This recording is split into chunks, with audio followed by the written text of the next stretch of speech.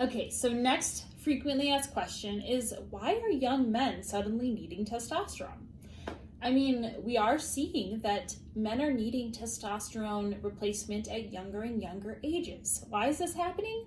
Well, your diet has a lot to do with it.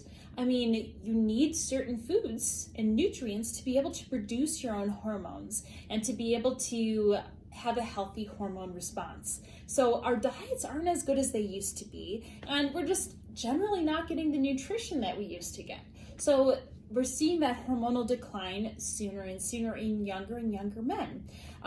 Generally, that starts at like age 30, where men will start to see that hormonal decline. Happens even younger. So if you're having symptoms, get it checked out. Other things, toxins. I know, I roll, right? The environment, but it actually is proven. So there's something called a xenohormone, and that is something that when ingested into your body actually acts like a hormone and tells your body, we're good here, you don't need to produce anymore, and really throws off your whole hormonal balance. And so yes, toxins in the environment contribute to that low testosterone as well.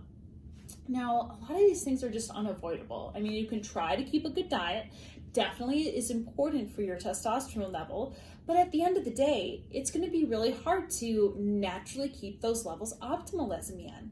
So it's important to always get your levels checked and know what your optimal testosterone should be. This was just one of the frequently asked questions about male bioidentical hormone replacement therapy. So please go to my YouTube channel to see the video in its entirety. Bye!